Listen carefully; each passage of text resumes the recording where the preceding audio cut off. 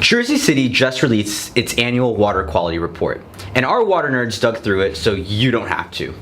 In this video, we'll go over some key things we think you should know from this report. Chromium-6 is a highly toxic metal that is currently unregulated by the EPA.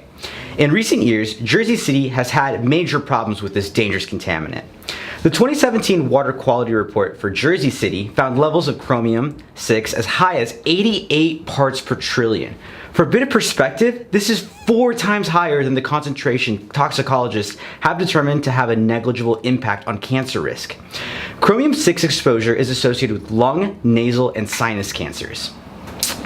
In recent years, Jersey City has had a major problem with lead in drinking water.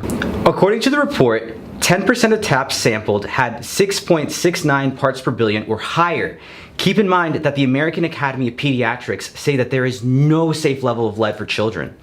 The water report also did not state the number of sites that were tested during this study.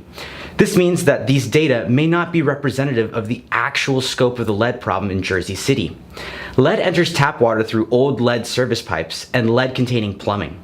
Houses built before 1986 were most likely built with lead plumbing or fixtures.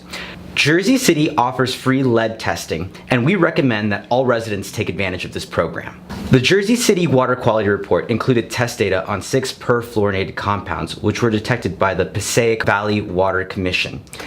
PFOA was detected at 17.6 parts per trillion, and PFOS was detected at 1,390 parts per trillion. The Agency for Toxic Substances and Disease Registry recently recommended setting a minimum risk level of 20 parts per trillion for both of these substances.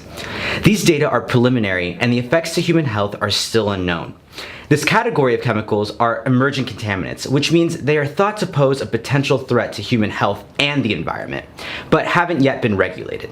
Perfluorinated compounds contribute to the environment contamination largely due to the fact that they are highly resistant to degradation processes, and thus persist for many years in the water. Last is disinfection byproducts, or DBPs. DBPs are a category of emerging contaminants, which means they have been detected in drinking water, but the risk to human health is unknown. They are formed when chlorine reacts with naturally occurring organic matter.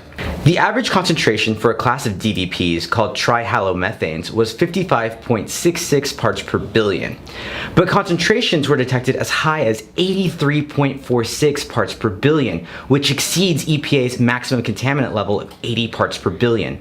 Regulatory agencies have very little knowledge about adverse health effects of DBPs and their toxicity.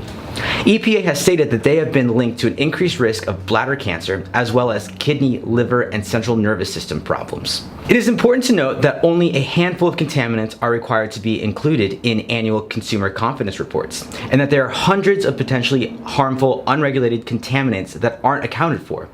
If you're interested in a water filter that is optimized for Jersey City tap water with these data in mind, feel free to visit hydroviv.com to talk to a water nerd on our live chat feature, or send us an email at hello@hydroviv.com.